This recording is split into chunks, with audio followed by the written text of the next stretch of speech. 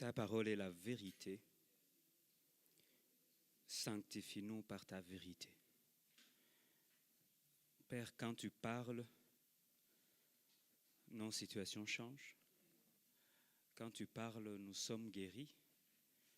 Quand tu parles, nous sommes libérés. Et quand tu parles, Père éternel, nous sommes délivrés. Et c'est ce que nous te demandons ce soir. Père, nous voulons écouter toi et toi seul. Pierre l'a reconnu. Il a dit, à qui d'autre irions-nous si ce n'est qu'à toi? Tu as les paroles de la vie. Seigneur, beaucoup d'hommes ont parlé. Beaucoup de puissants de ce monde ont parlé. Nos parents, des fois, ont parlé. Mais des fois, ils ont manqué les moyens d'exécuter leurs paroles. Seigneur, toi, tu ne manques aucun moyen. Toi, tu ne manques rien pour exécuter ce que tu dis. Tu dis toi-même, mes arrêts subsisteront, j'accomplirai ce que j'ai promis. Seigneur, nous voulons t'écouter parce que nous savons que ta parole en elle-même est cachée la puissance autoréalisatrice. Et c'est ce que nous voulons aujourd'hui. Parle, nous t'écoutons et que le Saint-Esprit traduise pour nous ta volonté. Au nom de Jésus. Amen. Bien-aimés frères et sœurs dans le Seigneur, bonsoir. Je pense que vous continuez de découvrir les noms des fruits. Quelqu'un hier m'a posé la question si l'œuf n'est pas un fruit du poulet. Demain, je ne sais pas ce qu'on va inventer. Est-ce que le lait n'est pas un fruit congelé de la vache? J'ai aucune idée. Mais j'espère que vous savez qu'on a à aller jusqu'à demain, n'est-ce pas? Et que même à demain, on rompra avec les fruits. Parce que sinon, ce sera 2 jours seulement. On a dit 3 jours. Vous dites, non, pasteur, tu viens apporter des mauvaises nouvelles pour nous. Alors hier, comme vous le savez, j'ai posé quelques définitions et quelques petits exemples de personnes qui nous ont montré comment ils ont vécu de manière inébranlable. Et j'ai fini en disant que ce qui nous rend inébranlables, c'est aussi d'abord, surtout nos valeurs et nos principes. J'ai essayé d'insister là-dessus parce que je pense qu'aujourd'hui, il est important que nous soyons des hommes et des femmes de principe, que nous soyons des frères et des sœurs de principe. Et j'ai aussi parlé de la foi dans le sens de la confiance. Et j'ai dit d'autres définitions de la foi, nous les verrons dans les cours de l'école des disciples, n'est-ce pas? Alors, chers amis, il nous faut être inébranlables. En fait, ce n'est pas une exhortation. C'est un devoir qui s'impose à nous aujourd'hui. C'est une nécessité pour toi et pour moi que nous soyons inébranlables. Si nous ne sommes pas inébranlables, on va chanceler. Et il se pourrait qu'à la fin, nous ne puissions pas capables d'être comme Paul et dire « nous avons combattu le bon combat ». Bien aimé, il nous faut garder la foi jusqu'au bout. Il nous faut être des jusqu'au-boutistes, jusqu'à ce que Jésus revienne. Il posera la question, est-ce que quand le Fils de l'homme reviendra, trouvera-t-il encore la foi? Et Dieu savait qu'il est important que nous ayons une plateforme pour que nous puissions demeurer inébranlables. Et il nous a laissé un espace, c'est l'Église. Vous savez, aujourd'hui, il y a tellement de pensées que nous avons sur l'Église. Il y a tellement d'idées que nous avons sur l'Église qu'il nous faut à un moment repenser l'Église ensemble. Du moins, redéfinir pour nous l'Église. Et ce soir, je m'en vais vous présenter quelques fondements d'une Église inébranlable. Est-ce que vous me suivez toujours? À un moment, j'étais tenté de retracer l'histoire de l'Église, mais je me suis dit, on n'aura jamais de temps pour dire ça. Parce que, je l'ai dit beaucoup de fois ici, mon problème, c'est que quelques-uns d'entre nous, nous pensons que nous avons eu Moïse, nous avons eu Jésus, nous avons eu Paul, et nous avons eu notre pasteur. Et du coup, on a vécu la Bible comme si elle a été écrite hier. Et nous avons oublié que ça fait environ 2000 ans d'histoire de l'Église. Et donc, il y a beaucoup d'erreurs de l'Église. Il y a eu beaucoup de victoires de l'Église. Et si on n'est pas au courant de ces choses, aujourd'hui, on a du mal à vivre l'Église. Il y a des choses que l'Église est en train de vivre qu'elle a toujours vécues. Il y a des choses que nous voyons aujourd'hui, je l'ai déjà dit ici, des fois les gens me disent non, l'Église d'aujourd'hui, elle est bizarre. Non, l'Église a toujours été bizarre. Aujourd'hui, nos bizarreries sont filmées, c'est tout. Ça va? Mais oui, et les scandales ont toujours existé. Des fois, vous les découvrez parce que vous allez à l'église. Mais aujourd'hui, on poste sur les statuts, tel pasteur, on vient de découvrir qu'il a 8 femmes. Avant, il y en avait, mais on ne savait pas. Mais aujourd'hui, on sait. J'ai toujours dit, ces enfants, quand ils naissent, photocopie de papa. C'est incroyable, hein? Il va essayer de nier tout ce qu'il fait. Photocopie. Vous avez remarqué ça, non? J'ai dit, Dieu a un sens de l'humour quand même. Voyez-vous. L'église.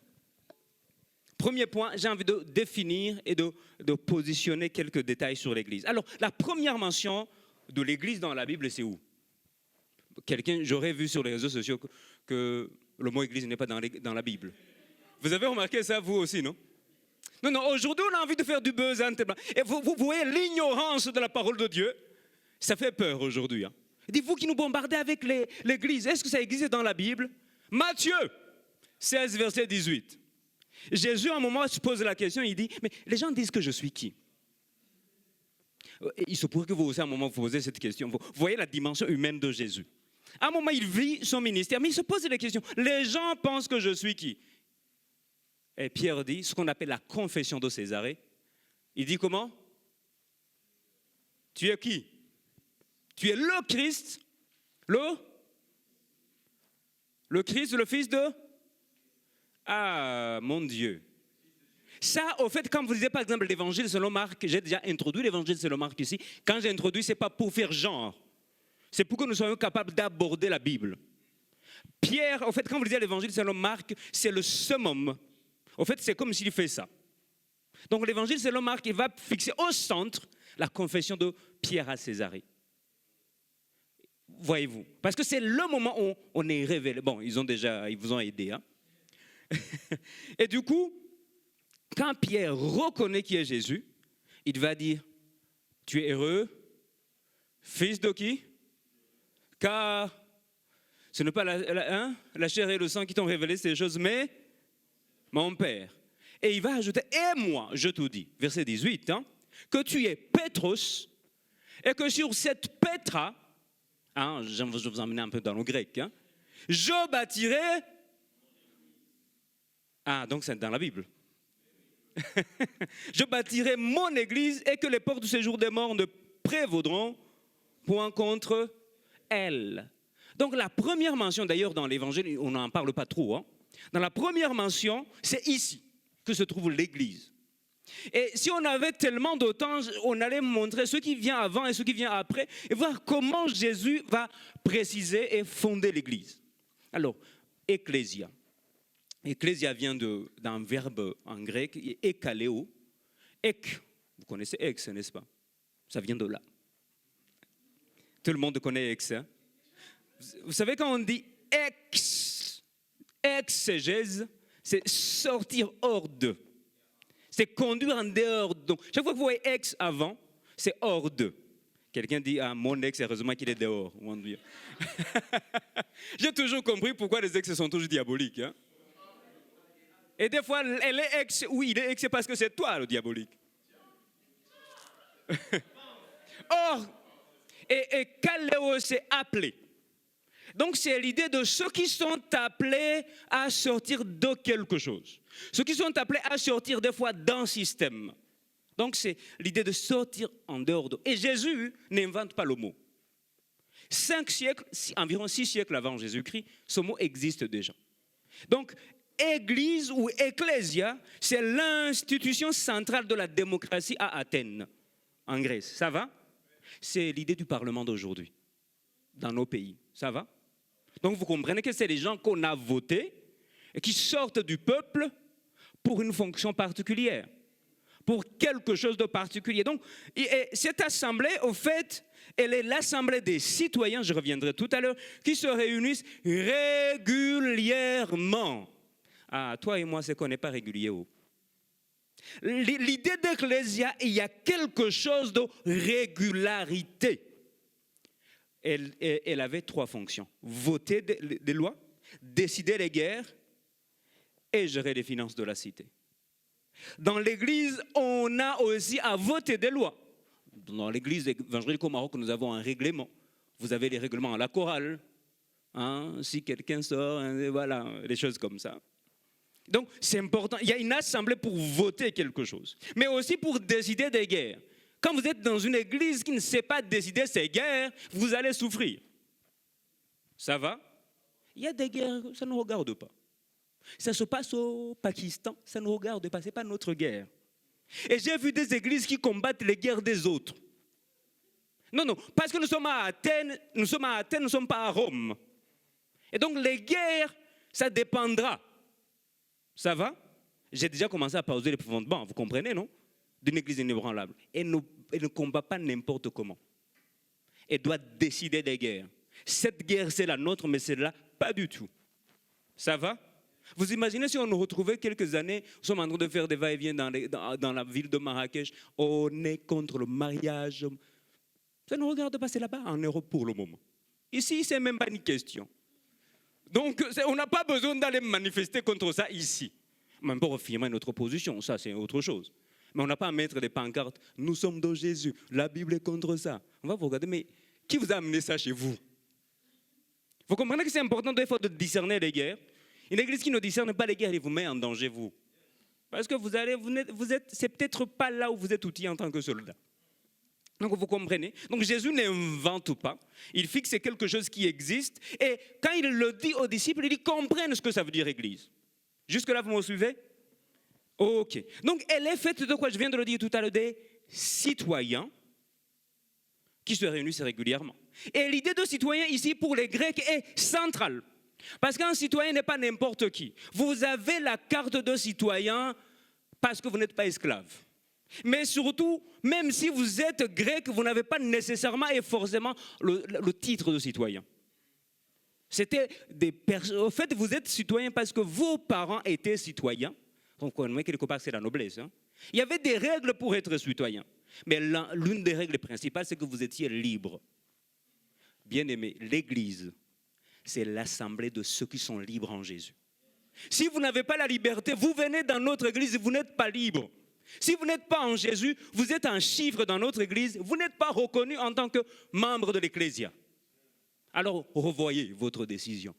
C'est maintenant qu'il faut appartenir à Jésus. Est-ce que ça va jusque-là?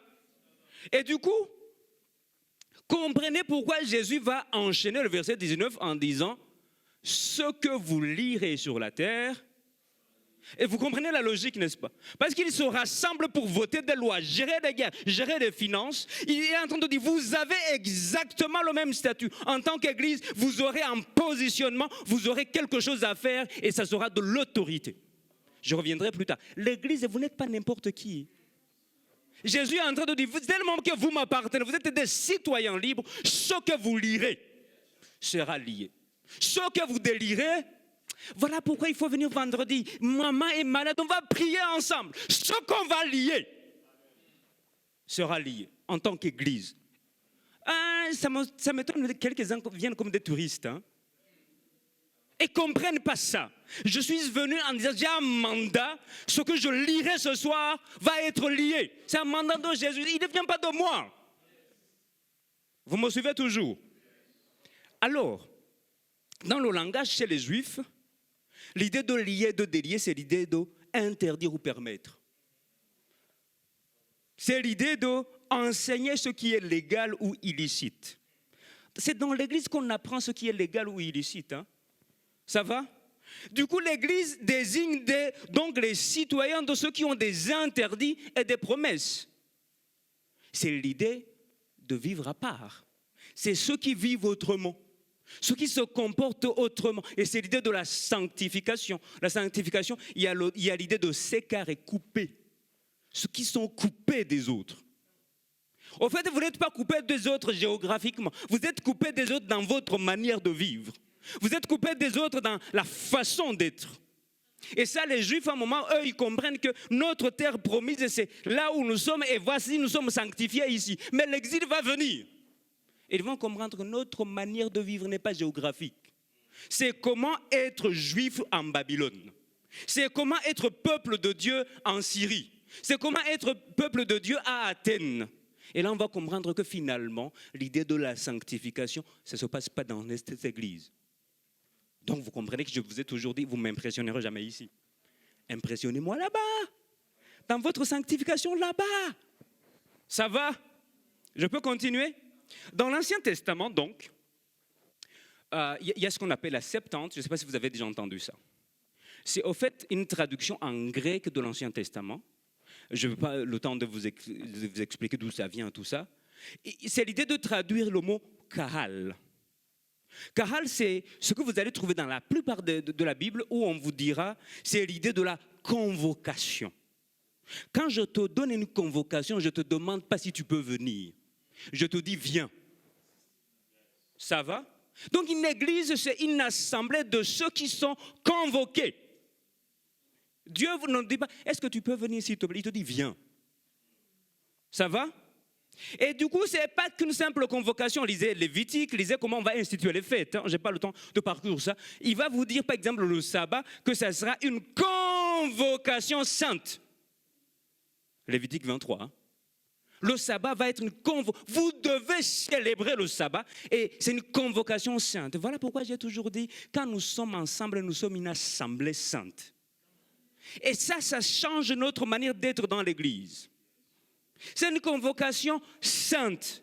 Voilà pourquoi j'ai toujours dit à ceux qui conduisent le culte, le devant de dire, est-ce que vous allez bien dans la salle? Nous ne sommes pas des chauffeurs de salle. Nous sommes des conducteurs d'un peuple. On n'est pas dans une salle, on est dans une assemblée. Vous comprenez la nuance, hein? Nous ne sommes pas dans une salle ici. Ici, c'est une assemblée de peuple de Dieu. Et c'est une convocation sainte. Ça change tout. Et j'ai envie de dire, ça change notre manière d'être. Parce qu'au-delà d'une convocation sainte, c'est une convocation solennelle. Convocation solennelle, je ne viens pas en chouigoma comme ça. Frère, il y a 2 frères que j'ai vus, je vous aime beaucoup, mais vous ne pouvez pas venir dans une convocation à l'ambassade avec des chapeaux. Non. Au fait, il y a une église où on m'a demandé de parler sur le sacré. On a commencé à perdre le sacré. Hein? On a oublié que c'est une convocation sainte et solennelle. Quand nous sommes ici, on n'est pas des touristes. Dans cette église, Dieu a envie de transformer des vies. Dans cette église, Dieu a envie de changer l'histoire des gens. Quand nous y sommes, nous ne sommes pas n'importe comment. C'est une convocation sainte. Et ça veut dire que je sais que cette robe, je ne peux pas l'amener dans une convocation sainte. Je sais que cette chemise que j'ai mis 3 semaines, je ne peux pas la mettre dans une convocation sainte. Quelqu'un à côté de moi ne va pas prier. Bon, frère, bonjour. En hiver surtout. Donc vous comprenez, chers amis, que la convocation sainte, ça m'impose une manière d'être. La dernière fois, il y a 5 mois maintenant, je suis allé voir l'ambassadeur et j'ai pensé à comment je vais m'habiller. Hein. Et c'était juste en détail, c'était inscrit un autre enfant.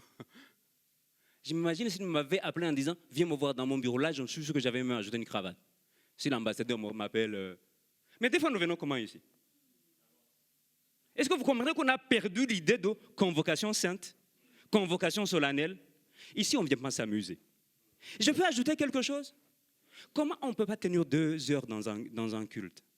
On sort, on balade là-bas, on revient ici, on parle. Mais bien aimé, reste chez toi.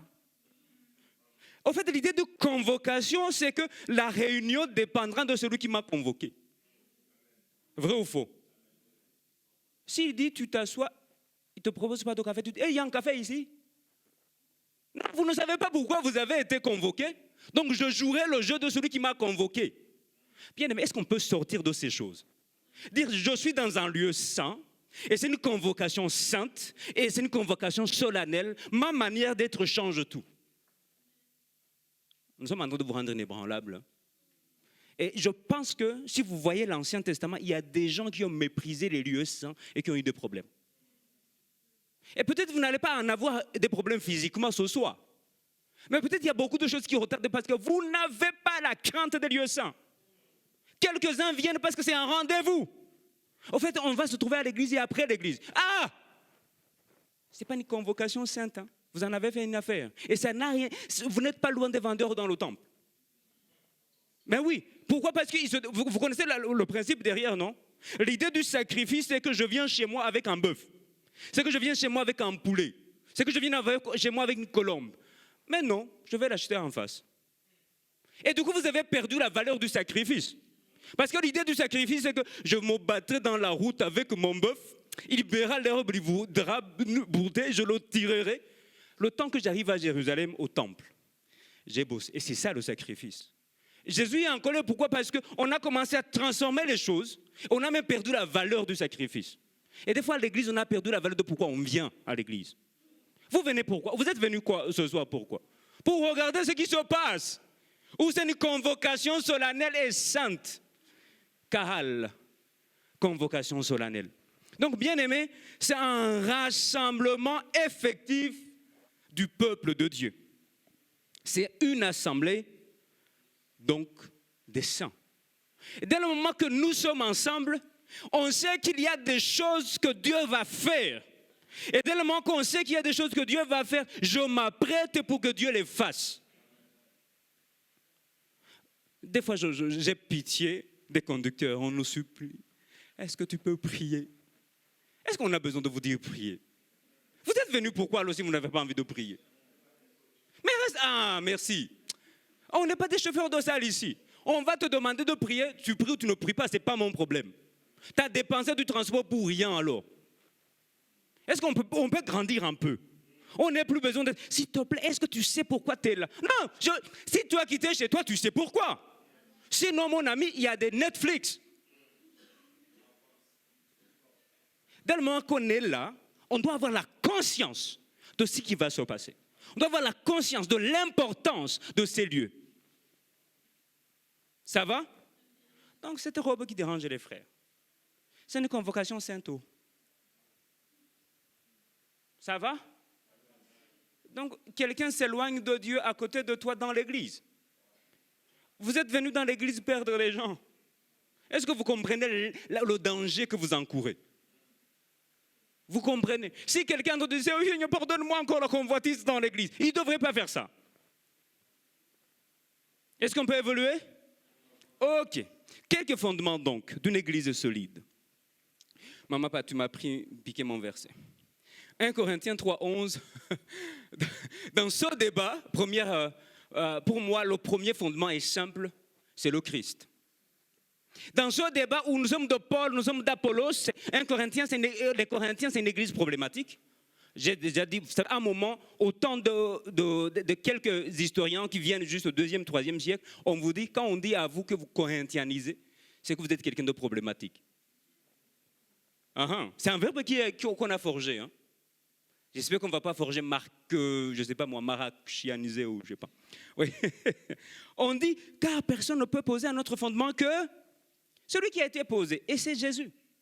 Parce qu'à ce moment, on commence à poser d'autres fondements dans l'église. On commence à apporter même des fondements en tant qu'homme. Parce que c'est ça l'idée derrière. Moi, je suis deux. Vous savez quand il prêche, lui, aïe, aïe, aïe, je sens des trucs.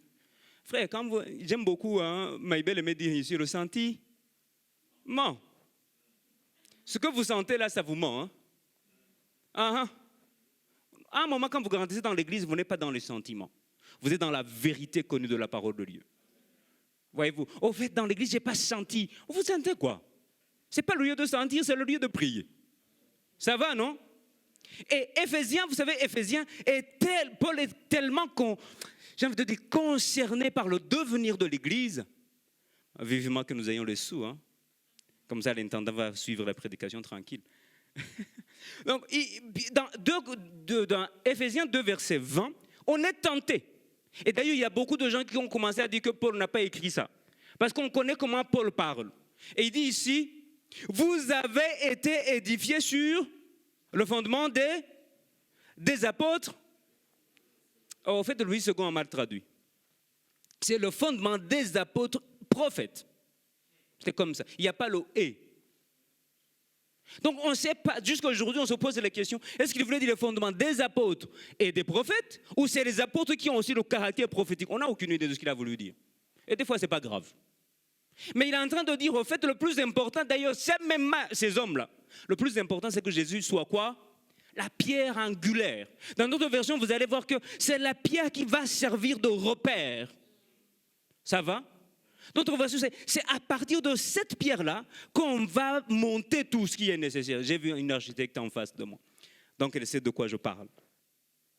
Bien aimé, s'il mentionne apôtre, prophète, il est en train de dire quelque chose.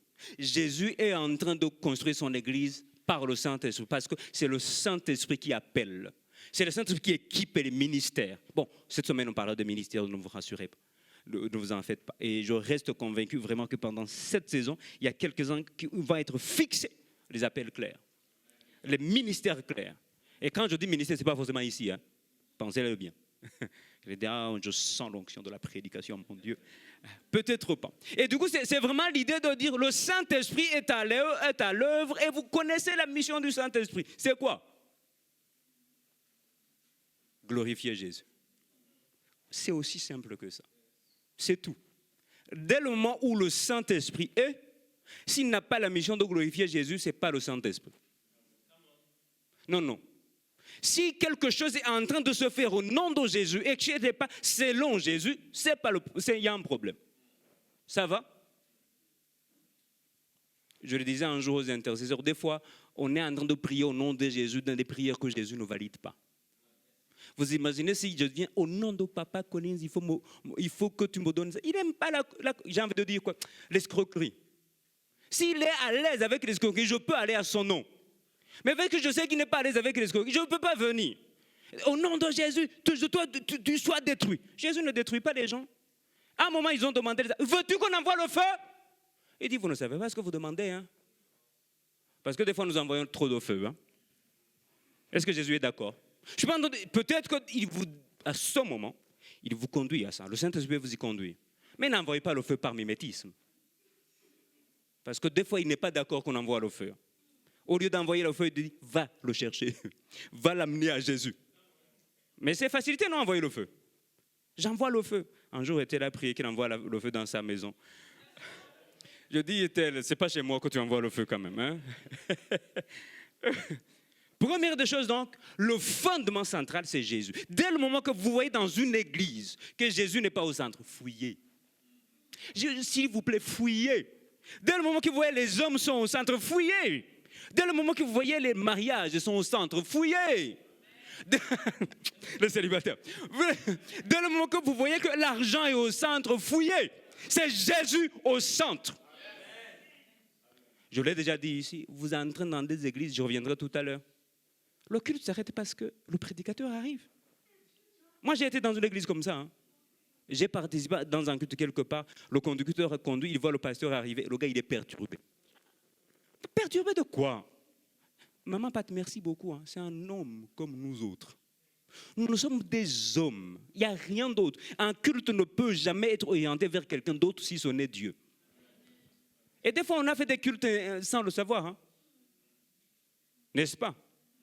Et il y a une distinction entre le culte et le respect. Je pense. On peut évoluer?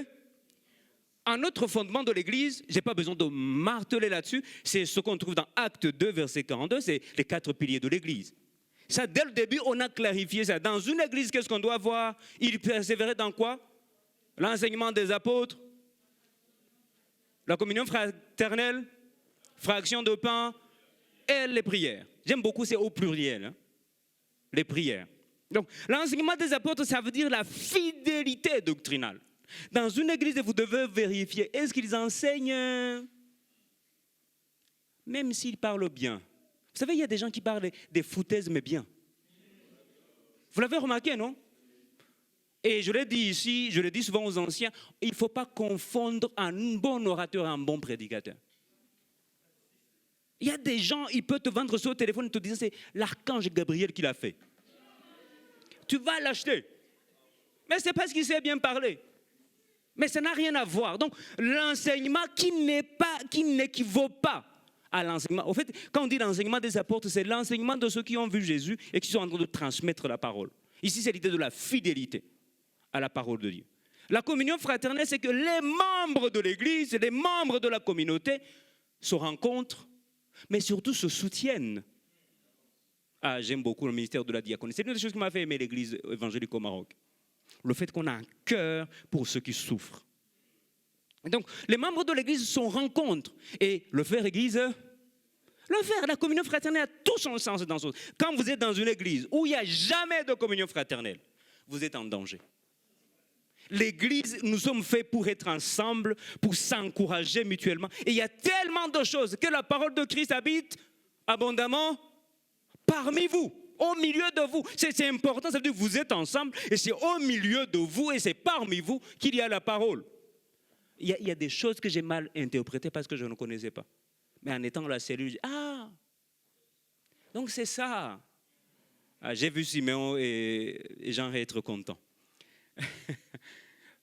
Troisième chose, c'est la fraction de pain. Une église qu'on ne commémore jamais que Jésus s'est offert, attention, il peut aller vers une secte. Hein. Parce que ça veut dire qu'on offre quelque chose d'autre. Si on ne se rappelle pas que Jésus s'est offert, on offre quoi là-bas? Parce que toutes les églises ne sont pas fondées sur le sacrifice de Jésus. Hein. Vous le savez.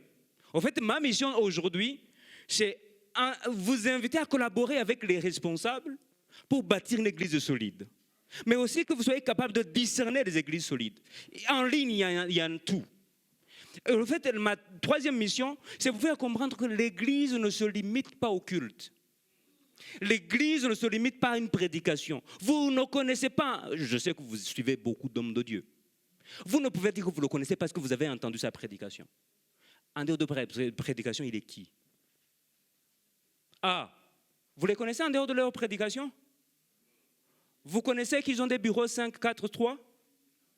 Vous savez comment ils ont des fouets pour fouetter leurs enfants? Vous connaissez les pratiques bizarres qu'ils font dans l'église?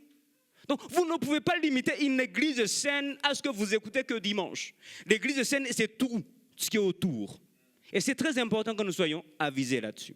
Les prières, c'est une église qui est en train de vous dire, dépendez de Dieu. Je reviendrai tout à l'heure. Une église on ne va jamais vous demander autre chose que dépendre de Dieu. Vous me suivez toujours? Troisième fondement, le leadership des responsables. Ah, là, il y a à boire à manger, n'est-ce pas? Au fait, si vous voyez depuis l'Ancien Testament, vous allez voir que le peuple, l'Église va être le nouveau peuple de Dieu. Pourquoi? Parce qu'avant, le peuple de Dieu, c'était... Je me demande s'il n'est pas toujours, mais après, ce n'est pas le débat. Voyez-vous? Il faut pas, je suis filmé surtout, donc... Voyez-vous? Donc, l'Église est le peuple de Dieu. Dans l'Ancien Testament, nous voyons que le peuple de Dieu a vécu heureusement ou malheureusement, selon les responsables qu'ils avaient. Vous avez déjà lu ça beaucoup de fois, n'est-ce pas? Vous savez, un jour, j'en partageais avec le conseil. Il y a quelque chose qui me fait toujours peur. Lévitique 4, verset 3. Et ça, je sais que les leaders, vous allez être servis. Je n'ai pas donné la référence parce que j'ai envie que vous la trouviez vous-même. Lévitique 4, verset 3. Et je vais laisser surtout des responsables le lire à haute voix. Les leaders, vous le lisez à haute voix, hein? Lévitique 4, verset 3. Je préfère ne pas courir pour que vous trouviez. On ne va pas vous donner, on ne va pas vous projeter. Lisez dans votre Bible. Pour vous dire combien moi, ça me fait, chaque jour, ça me fait peur. Chaque jour. Lévitique 4, verset 3. On lit comment?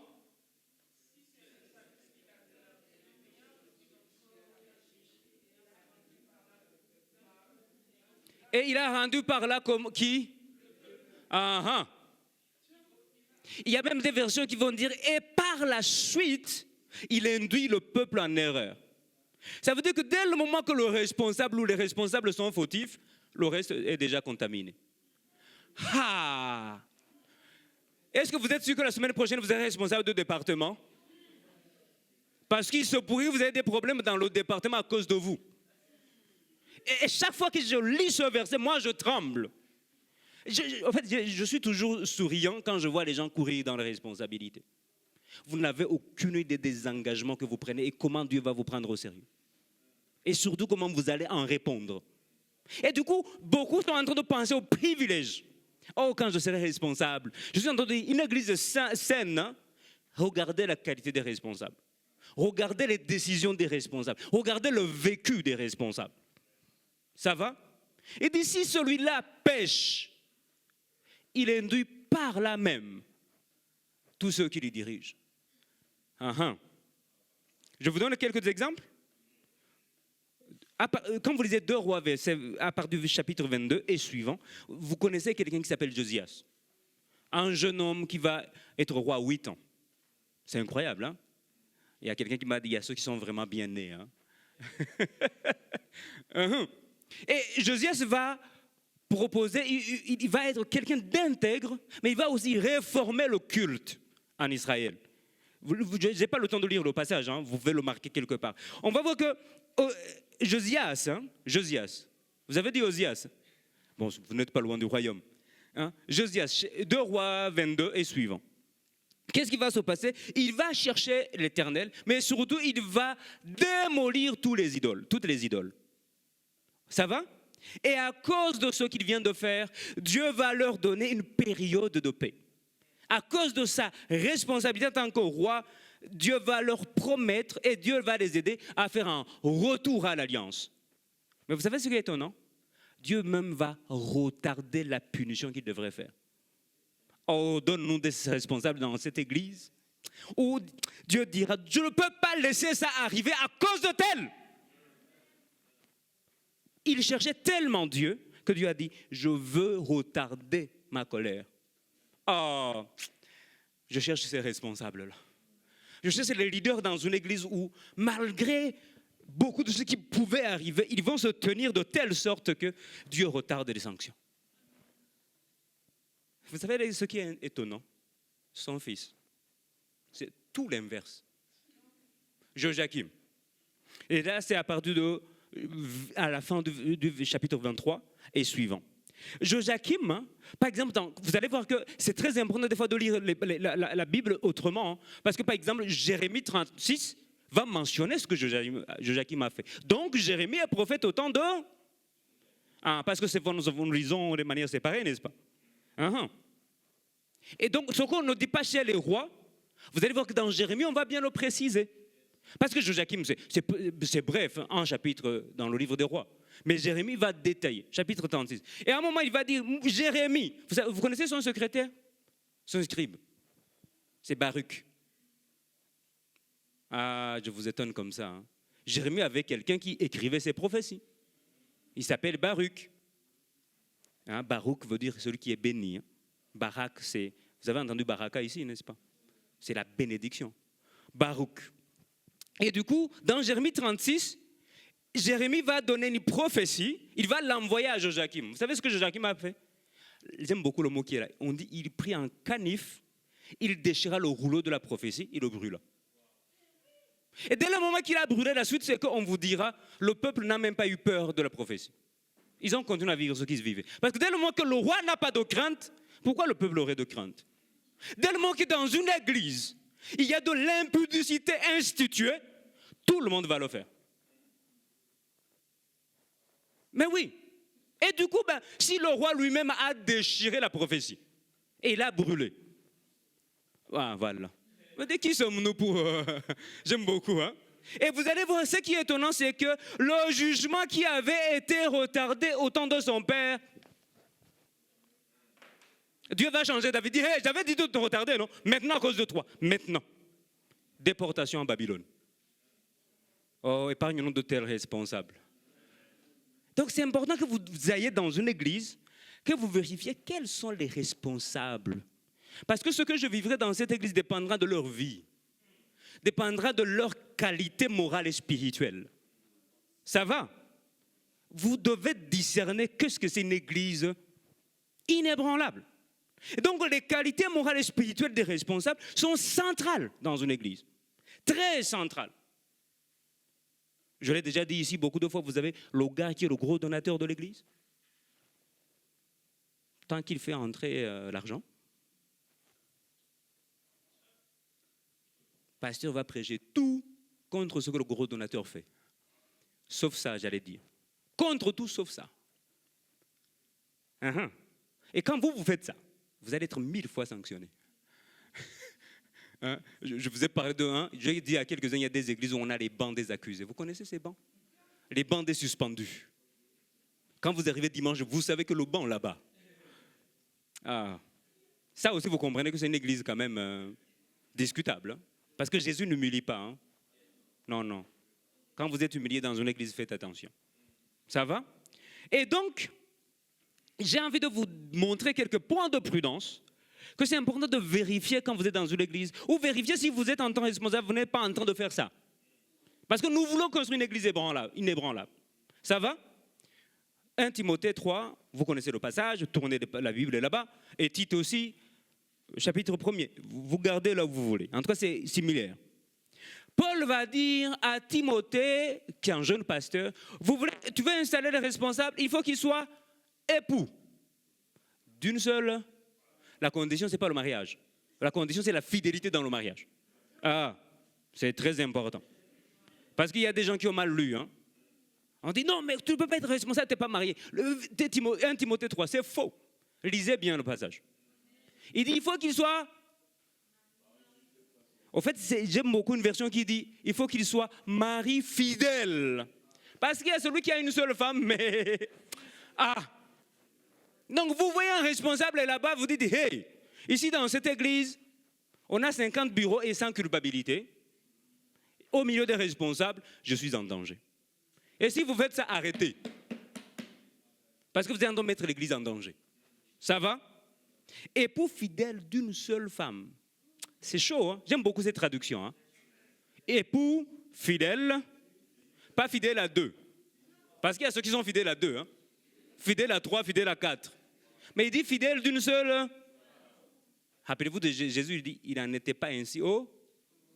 Uh-huh. Une autre qualité, c'est quelqu'un de réfléchi, de courtois et de maître de lui-même.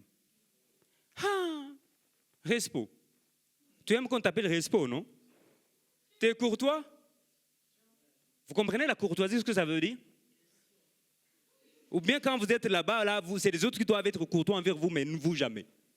N'est-ce pas? Vous connaissez les gens comme ça, non? Dès le moment que moi je suis dans la responsabilité, vous êtes respectueux envers moi, mais moi pas. Quand vous êtes dans une telle église, vous êtes en danger. Si les responsables ne vous respectent pas, vous êtes en danger. S'ils ne sont pas courtois avec vous, vous êtes en danger. Est-ce que le responsable est maître de lui-même? Maîtrise de soi où? Mais parti où? Moi, j'ai vu des gens, des pasteurs qui tapent les gens dans l'église. Hein. Et en qualité de qui je suis, je te parle, tu ne m'écoutes pas. Rec. Et tu dis non, j'ai fâché Daddy. Daddy. Non. Même les enfants, les psychologues aujourd'hui disent, même les enfants de 2 ans n'aiment pas être punis en public. Quand vous le faites, vous avez humilié l'enfant, vous ne l'avez pas corrigé. Et dès le moment que vous l'avez humilié, ça crée la rébellion, non pas le respect. Mais aujourd'hui, non, Daddy a dit, en fait, je l'ai fâché chez moi. Je discute avec quelqu'un, ça c'est le circuit des femmes battues. Vous connaissez le truc, non? Lune de miel, un peu de colère, violence, fleurs, lune de miel, nanana. En fait, c'est moi qui l'ai fâché. Vous savez, quand il vient s'excuser, en fait, tu sais, tu me mets hors de moi. Et après, elle dit, non, oui, c'est vrai, c'est moi qui l'énerve plus. Ah. Et voilà pourquoi les psychologues disent que, voilà pourquoi elle reste dedans. Il ne faut pas la juger, hein. Comprenez que c'est un cercle dans lequel... Voilà. Il ne faut pas les juger. Comprenez qu'elles sont piégées. Bon, quelqu'un m'a dit, mais pourquoi vous ne parlez jamais des hommes battus aussi?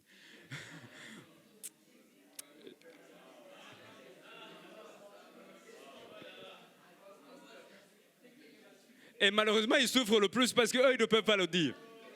Parce que s'ils le disent, eux, ils sont doublement humiliés. Mais il y en a, hein. Il y en a malheureusement. Voyez-vous. Donc, il faut qu'il soit réfléchi. J'ai toujours dit, la qualité d'un responsable, il n'est jamais spontané. Il doit dire, ce que je fais a telle conséquence. Ce que je fais pourrait apporter telle conséquence. Quand vous voyez un responsable qui vient ici en disant, toi là, tu sors. Non, c'est un exemple. Hein. Daniel, même la fosse au lion, tu n'es pas sorti, ce n'est pas ici que tu vas sortir. Voyez-vous. Voyez-vous. Non, il ne faut pas qu'il soit impulsif. C'est un danger. Vous imaginez si un roi dit, on attaque demain. Et on attaque qui? L'Ukraine. Limite. États-Unis. Jésus va dire, si quelqu'un, un roi qui veut aller attaquer, il doit vérifier qu'il a quoi? qu'il a beaucoup de soldats. Hein. Sinon, lui-même, il va donner carte, drapeau blanc.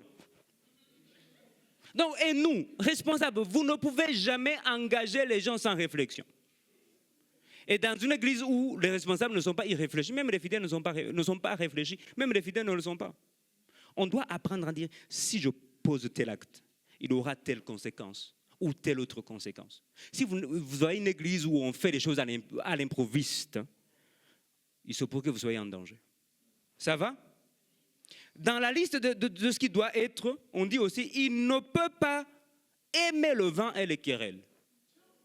Là, il y a à boire à manger. Pardon qu'on parle de vin, justement, il y a à boire.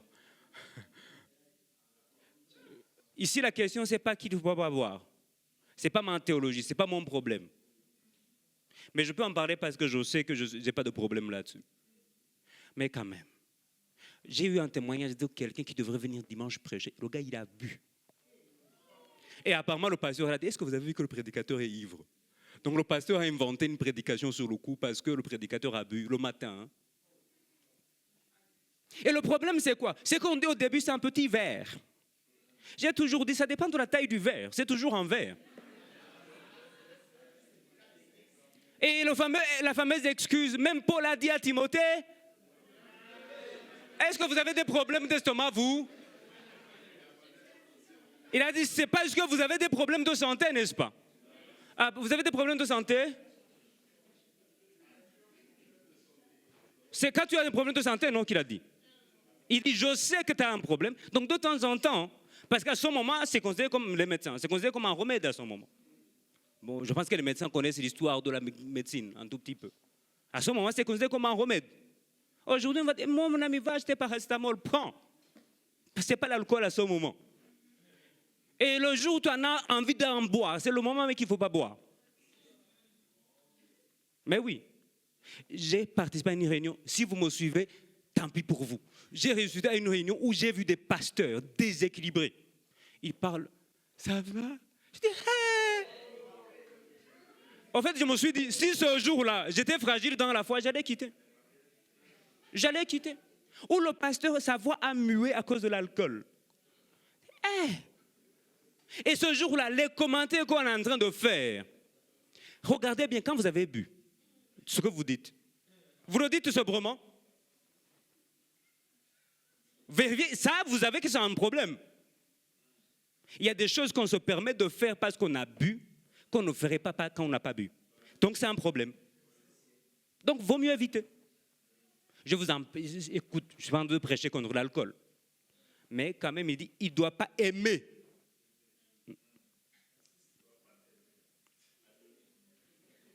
À un moment, quelques-uns ne dormaient pas sans téléphone. Il y a quelques-uns qui ne dorment pas sans. Il faut que je boive un peu. Hein. Il faut que je boive un peu. Là, vous avez un problème. Et toute addiction doit être traitée. Amen. Dans une église où vous voyez que l'alcool, c'est monnaie courante, que les responsables viennent ivres, ils ont bu et tout ça, dites-vous que vous êtes en danger. Amen. L'argent ne devrait pas avoir de prise sur lui. J'ai assisté dans un culte où les offrandes ont été données 5 fois. Et ça, c'était avant les vraies offrandes. C'était les offrandes de la prédication. Et le gars, il a commencé à citer depuis le gros billet jusqu'au petit billet. Et moi, parce qu'il disait apporter l'argent pour que je bénisse l'argent. Moi, je me suis dit, il va bénir, il va rendre. Il a béni, il a gardé. Mais la question, il a béni l'argent de qui? Est-ce que c'est votre argent ou l'argent que vous lui avez donné qu'il a béni, qu'il a gardé? Vous comprenez que des fois, on nous a lavé la tête. Hein? S'il dit Amen, que je bénisse votre argent, mais qu'il ne bénit pas, qu'il vous rende. Il a béni l'argent qu'il a pris. Donc, c'est son argent qui est béni. Donc, quelle est l'attitude qu'il a envers l'argent? Quelle est l'attitude dans l'église? Des fois, on nous dit qu'on n'en parle pas trop. Mais des fois aussi, je pense que quand on commence à trop en parler, on va vérifier notre état de cœur. L'argent ne doit pas avoir de l'emprise sur lui. Dans Pierre, il va dire que le leader ne soit pas dans la recherche des gains sordides. Vous allez voir que pour un petit détail, paye. Pour un petit détail, en fait, pour que je vienne chez toi, maman, pas te voir, pour prier pour toi, paye l'InDrive quand même. Ça existe ou pas? Mais oui. Mais attends, je sers quand si je ne peux pas servir avec mon argent? Je vous ai dit, il y a des gens qui m'ont dit, mais est-ce que les pasteurs doivent payer la dîme? J'ai posé la question, est-ce que le pasteur est chrétien? Alors, qui est exonéré? Voyez-vous, dans la même liste, il va dire qu'il faut qu'il soit un bon père de famille. Bonne mère de famille. Ça va? Et ça, je dis, Paul, tu exiges quand même parce que des fois, les parents ne maîtrisent pas les enfants. Mais quand même, il y a une atmosphère d'éducation, il y a tellement de choses à donner. Et il va poser la question, comment quelqu'un sera un bon leader d'église s'il n'est pas déjà un bon père chez lui? C'est une question, non? Donc je pense qu'au lieu de te battre pour être ici, bats-toi dans ta maison. Des fois, quand les gens me disent pourquoi je ne me marie pas, je dis, je sais pourquoi tu ne te maries pas, mais je ne te le dis pas quand même. Parce qu'il faut que tu le découvres toi-même. Avec ton caractère, tu ne peux pas. Mais oui, j'ai toujours dit, ça ne sert à rien de chercher le mariage. Cherchez à être mariable. Les choses, ça va se gérer. Est-ce que ça va? Je peux lister tellement de choses et que malheureusement, aujourd'hui, on commence à comprendre en disant, ce sont des faiblesses, on comprend. Oui, il y a des faiblesses, mais toi, on a fait une culture. Tu en as fait un truc où ce n'est pas un problème. En fait, dans l'église, il doit y avoir des faiblesses, mais on ne va pas en faire une culture. Que je sois faible, oui, mais on doit mettre le point. Tu es faible, travaille sur ta faiblesse. Mais aujourd'hui, on dit, de toutes les façons, on est faible. Hein? Et c'est devenu une tolérance à vivre comme... Non, dans une église, on tolère les choses. Vous êtes en danger. Est-ce que vous tolérez vous-même les choses pour vous-même? Vous êtes en danger alors pour vous-même également. Quatrième fondement, et ce sera le dernier. Dans une église, les fidèles sont équipés pour vivre en autonomie et en interdépendance. C'est les deux, hein? Je dois être capable d'être autonome. Voilà pourquoi quand vous venez dans mon bureau, je ne vous dirai pas, je vais vous aider à prier à 5 heures du matin. Non, non, apprends à prier tout seul. Parce que le jour où mon téléphone est, tu vas faire comment? Vous savez qu'on a créé des systèmes aujourd'hui où des fidèles dépendent des gens. Vous êtes en danger. Au lieu de vous dire quoi faire, montrez-moi comment le faire. Je vais le faire tout seul.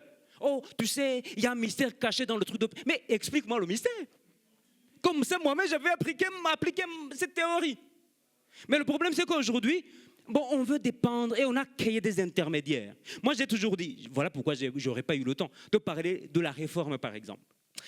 Je me dis, les gens qui ont fait la réforme, s'ils nous voient aujourd'hui, ils ont mal au cœur. Les choses qu'on a voulu refuser contre l'Église, on est en train de le faire 1000 fois plus. On a voulu qu'il n'y ait aucun autre intermédiaire si ce n'est Jésus. Mais aujourd'hui, quelqu'un de 20 ans, c'est mamie. C'est daddy, 20 ans. Tu es mamie de qui, daddy de qui? En plus, tu l'as expliqué un verset une seule fois. Tu es son père comment? Et j'ai toujours dit, aujourd'hui quand on parle de paternité spirituelle, on parle de quoi? De comment le fils ou la fille doit être. Pourquoi on ne parle pas de comment les papas doivent être et les mamans doivent être? Vous pensez que je peux dire, ma fille, tu es ma fille si je ne prends pas soin d'elle? Elle est ma fille comment? Quelle est ma responsabilité de père? Alors ceux qui vous disent qu'ils sont vos daddies et vos mamies, ils sont quoi pour vous? Non, vraiment. Donc, je dois être dans une église où on me pousse à m'autonomiser dans ma croissance. On m'équipe. Regardez, Ephésiens 4, qu'on aime citer. 4, 11, Dieu a donné quoi? Car Dieu a donné les 5 ministères. Les apôtres. Mais c'est quoi l'idée? C'est quoi l'objectif? Pour le, verset 12, hein, c'est pour le perfectionnement des saints. Et le mot qui est là, qui est traduit par perfectionnement, c'est l'équipement. C'est pour les équiper. Pourquoi il faut les équiper? Merci beaucoup. On les équipe pour...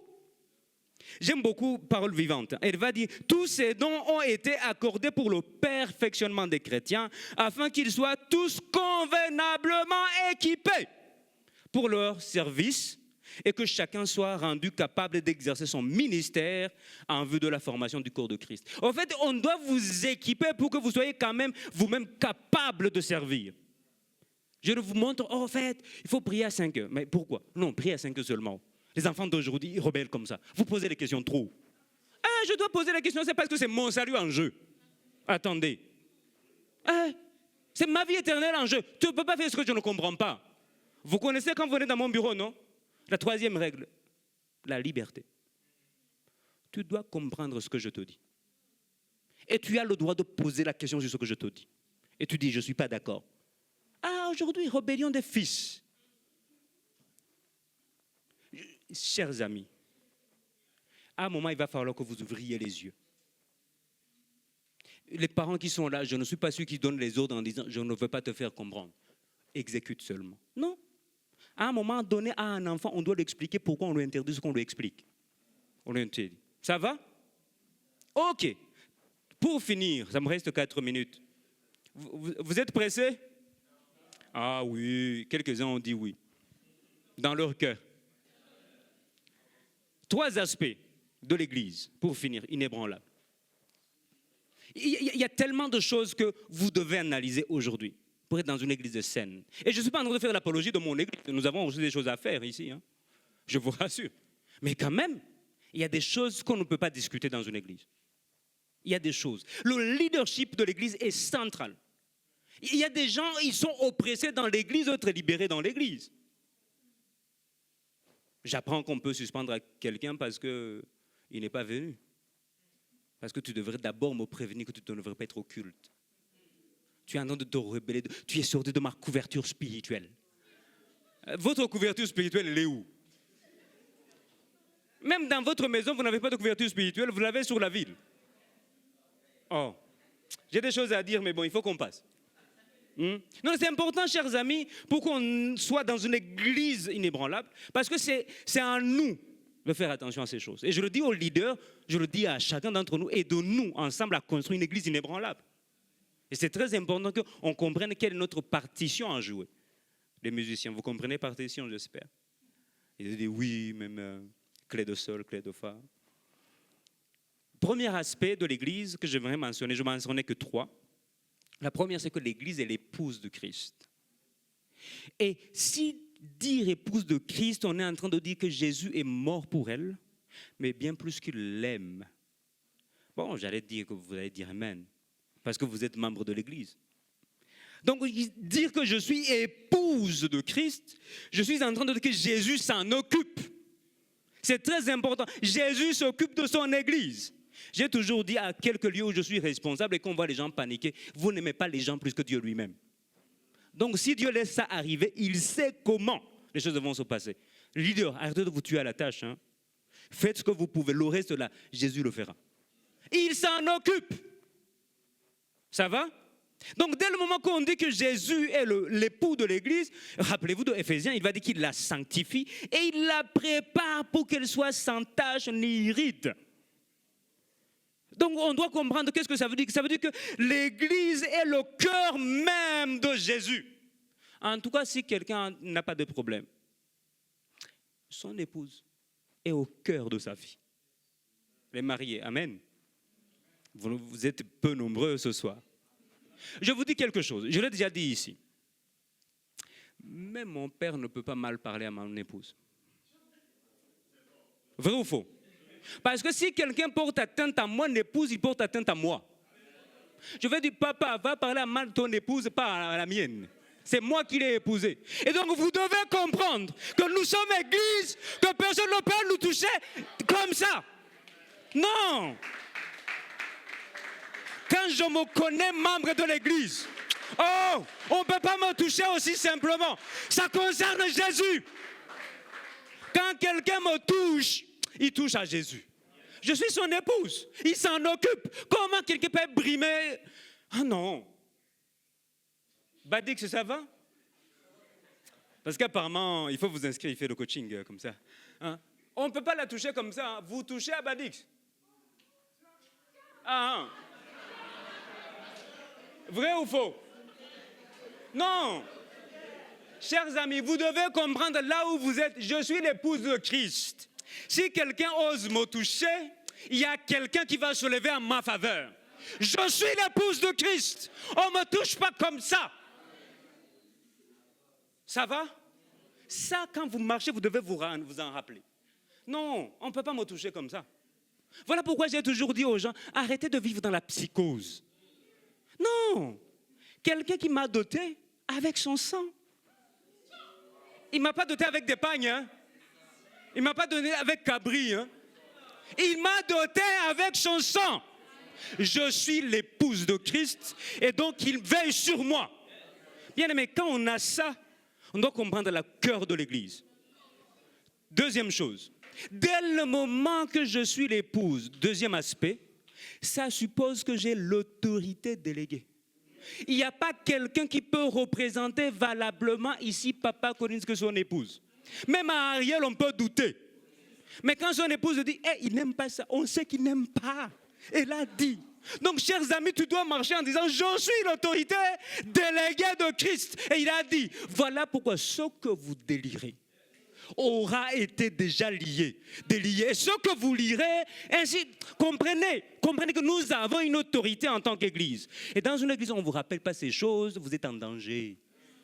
On va me rappeler que je suis quand même quelqu'un qui représente Jésus. Et que en son nom, je peux faire beaucoup de choses parce que je suis son épouse.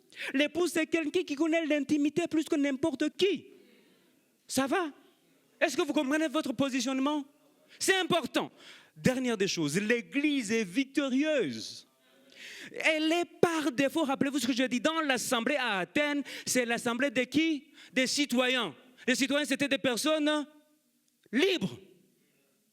Ah. Donc vous comprenez que Jésus est en train de signifier beaucoup de choses pour les disciples. Quand il dit vous serez mon Église, ils savent ce qui se passe en Grèce. À ce moment, pas aujourd'hui. Hein. Aujourd'hui, la Grèce... non. Et donc, ils savent qu'il est en train de dire, je vous ai élu pour instaurer des lois. Je vous ai élu pour me représenter. Je vous ai élu pour tout ce qu'un citoyen grec peut faire. Comprenez que vous êtes libre de le faire. Donc, ils ont un référentiel. Et 1 Jean 4,4 va dire, vous, petits enfants, vous êtes de Dieu. Et vous savez, au début, hein, j'en ai parlé au cours d'affermissement dimanche. Où le premier verset, c'est « N'ajoutez pas foi à toute esprit ». J'étais en train d'expliquer que tout ce qui est surnaturel n'est pas forcément de Dieu. Et il va expliquer un tout petit peu le problème de ces esprits-là, dans le verset qui suivait. Au verset 4, il va dire « Vous petits enfants, vous êtes de Dieu et vous les avez vaincus, parce que celui qui est en vous est plus grand que celui qui est dans le monde. » Ça va. Parole vivante va dire, vous mes chers enfants, vous appartenez à Dieu et vous avez la victoire sur ces esprits-là. Oh, je l'ai déjà dit une fois, une petite souris là, qui cherchait un grain de riz tombé. Oh non de Jésus, oh, mais celui qui est en vous est plus grand que celui qui est dans le monde. Regarde comment il le dit donc. Il dit, car celui qui vit en vous et qui agit au milieu de vous est plus puissant que le prince de ce monde qui les inspire. Bien aimé, quand tu es dans l'église, tu dois commencer. Je suis victorieux par défaut. Le fait que je sois dans l'église par défaut, c'est ma nature, c'est mon identité intrinsèque. Je suis victorieux. Ça va? Bien aimé, je peux vous parler de l'histoire de l'église, comment on a réprimandé l'église. Mais 2000 ans plus tard, elle est là. Elle est victorieuse dans tous les temps. Je vous ai donné l'exemple ici, où dans les pays communistes, à un moment, on persécutait les chrétiens. Et 4 chrétiens en train de prier, faillir dans une chambre fermée, c'était des jeunes. Il y a un pasteur que j'écoutais un jour, il dit, mais en fait, je ne comprends jamais pourquoi vous criez fort, vous. Parce que si votre prière était aussi forte en comprenant les choses, vous ne sauriez pas où vous êtes. Parce que des fois, on doit juger nous-mêmes les qualités de nos prières. Comment ça se fait que tu pries 5 heures de temps, mais moins d'efficacité? Vous savez, moi, j'attends beaucoup des intercesseurs. Vous êtes là tous les lundis. Je dois voir comment votre vie est transformée. Ah oui. Sinon, vous allez me dire pourquoi vous chauffez ces lieux. Et des fois, moi, je vous entends de l'autre côté. Donc ces jeunes sont en train de prier au nom de Jésus, malgré la persécution. Ici, vous savez, en tout cas les pays communistes, il y avait de persécution. Parce qu'à ce moment, la religion, c'est le communisme justement. Et du coup, ils sont en train de prier et 2 policiers arrivent. Tac, tac, tac. On vient vérifier s'il y a des chrétiens ici. Il dit jamais. Il dit, alors, si vous dites que vous êtes chrétien, on vous tue, mais si vous ne l'êtes pas, on ne vous tue pas. On est sérieux. Comment elle s'est dit, les gars, bye bye. Et les policiers ont insisté, le deuxième. Il dit, hé les gars, bye bye. Le troisième, il dit, sinon, on te tue toi, on tue la famille, ainsi de suite. Est-ce que tu es chrétien ou pas? Il dit, moi non, jamais. Chrétien même, c'est quoi ça?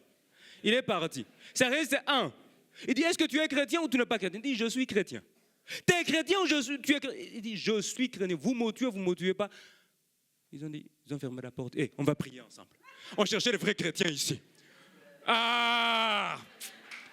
Quand vous comprenez, bien aimé, ils se sont dit, nous en tant que policiers, si on prie avec les gens moins sérieux, on va aller là-bas dire, vos policiers, vous-même là, ils sont des chrétiens. Donc ils ont cherché les vrais. Si c'était votre cas. Chers amis, celui qui est en vous est plus puissant que celui dans le monde. Et c'est très important de le comprendre. Est-ce qu'on peut se lever et prier? Père de grâce, merci. Là, je pense que je n'ai pas besoin de te dire quoi dire au Seigneur. Mais dis merci au Seigneur. Au positionnement que tu es en tant qu'épouse. Au positionnement que tu es en tant que délégué. Autorité déléguée. Positionnement que tu es en tant que victorieux en Jésus. Élève ta voix, dis merci Seigneur. Merci de ce que tu as fait de nous. Merci de ce que tu as fait de nous. Une épouse, une église victorieuse. Celui qui agit en nous est plus fort que celui qui agit dans le monde. Et nous voulons être une église inébranlable, enracinée sur ces aspects.